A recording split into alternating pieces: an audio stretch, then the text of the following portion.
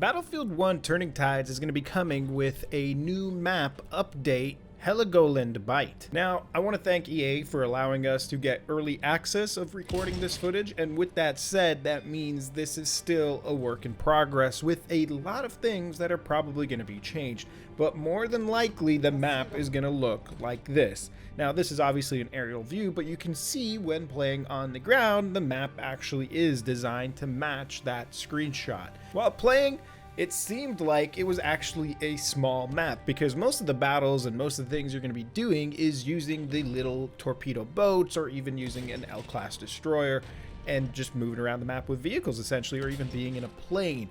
But when you're actually on the ground and running around, this map is actually quite big. It's massive, in fact, and it makes it so that it feels more of a sea and air battle than it does a battle on the ground. And to also emphasize this, there's this huge mountaintop. It's quite big, and for the most part, you'd expect to have snipers up here camping and sniping everybody, but believe it or not, this is actually an out-of-bounds area, which just acts like this big area that is just absolutely useless. Ultimately, I kind of want to make it so that this mountain area has caves inside and tunnels where you can go in and cap some flags. So you get a little bit more of that infantry battle going on. But as it stands right now, that's not what's happening. And I don't think I want the top part to be an area where you get a lot of camping snipers either. I really like the idea of the naval warfare that's going on here. Now, something really important to mention is that there is a submarine. Now, this submarine is actually located on the E flag, and it's inoperable. You can't use it. It's on shore. It's basically just sitting there like a dummy submarine.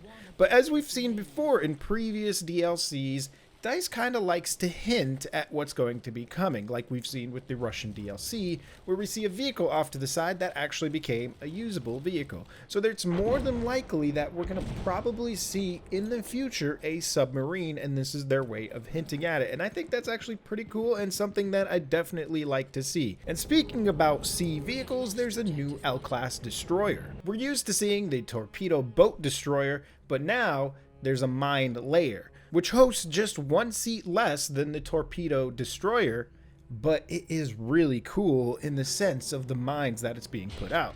Now, as the driver, you've got 3 abilities instead of just being able to call in an artillery strike or shoot your essentially tank shell at other boats. You're also able to lay down mines, and it's not just 1 or 2 mines, it's a whole plethora of mines that essentially almost looks like a train track of mines being put into the ocean. But these are buoyant, so the enemy can actually see them and take them out. But if you're strategic and you know how to play on the ocean, this can be really good. Especially if you've got a 3-man squad or 3 teammates that you can communicate with, you can really coordinate how you want to use this. The reason I mention this is because obviously this depends on how you point the ship.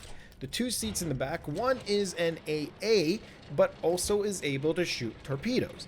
The other, it also shoots tank shells, but also can shoot torpedoes. So ultimately, this is a serious ship that can really lay packing the punch on the battlefield. But of course, to all of this, there is some drawback to these L-class destroyers. They seem pretty deadly.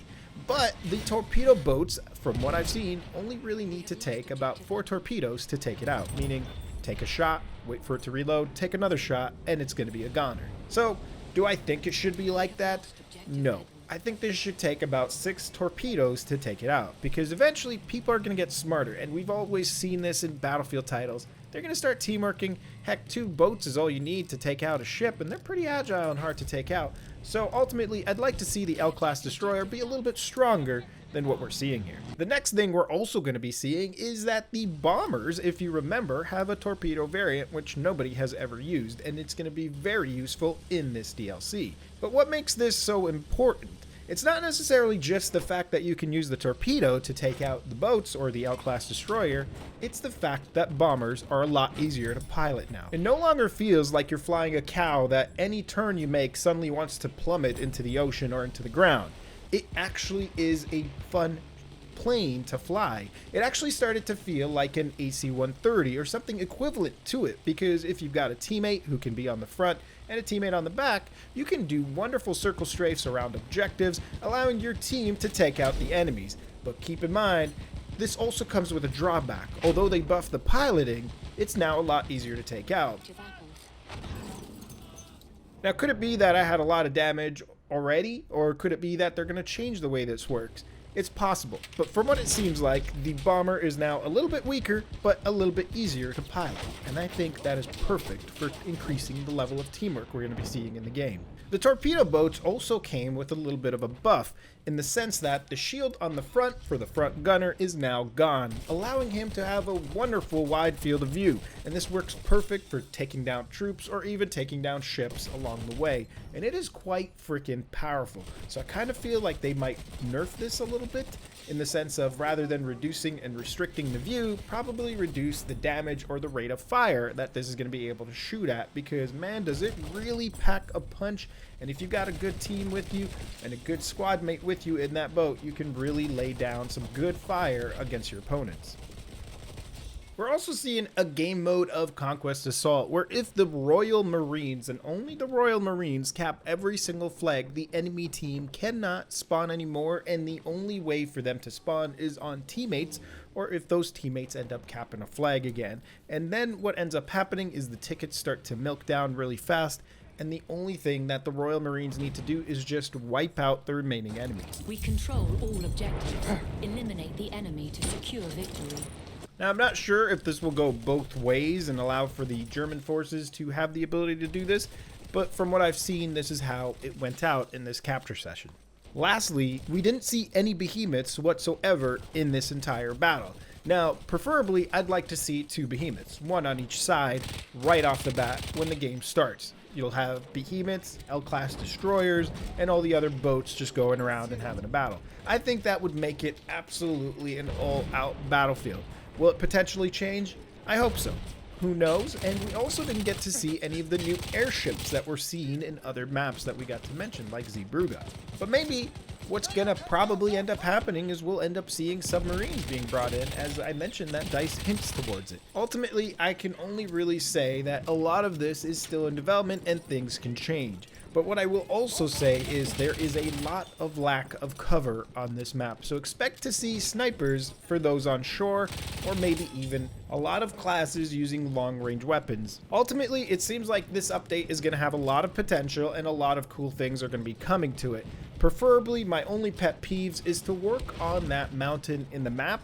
Let us maybe have some cave system in there, maybe even put an objective on the top, or just have an objective inside the cave system so that we can have a little bit of close quarter combat, because the map is a lot bigger than it seems, and this would allow for that. As well as the last few pointers that I mentioned, being that there might be some balancing in the case of the new way that the torpedo boats are working right now. They might need to be fixed in the sense that it shouldn't take 4 shots of torpedoes to take out an L-class destroyer, probably more like 6 to take it out. And the fact that the front gunner now has no shield blocking his vision, but that gun is incredibly powerful if put in the right hands. And lastly, I kind of want to see 2 Behemoths. Just make it an all-out battlefield, or maybe throw in some submarines in there. I mean, you've already got the model on one of the flags at E. Why not put it in there and make it a thing that we can use? And I guess that rises the question of how are we going to be able to use the submarine, because remember, it's got to be vulnerable to be taken out. So ultimately, I think the best way to take it out is obviously with torpedoes or those mines put in the ocean. But how would you like to see a submarine in Battlefield 1? What kind of features do you think would be good for the submarine? Obviously there's going to be torpedoes in it, but I guess this is a question to ask you viewers.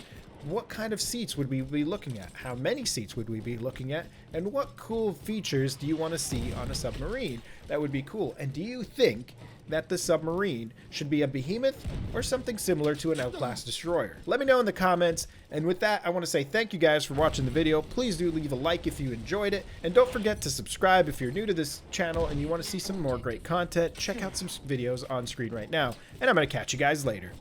This map reminds me a lot of, like, not specifically because obviously this one isn't tanks, but it reminds me a lot of Armored Kill. It just seems like you have to be a vehicle to do something on it. This is supremely chaotic. That's what I can say. It's like lots of chaos. Yeah, I'm not having too much issues with infantry. It's not bad, just a lot of running, a lot of here and there action. I don't know, just as an infantry, I didn't feel like I was able to provide very much, just because I was pretty much like landlocked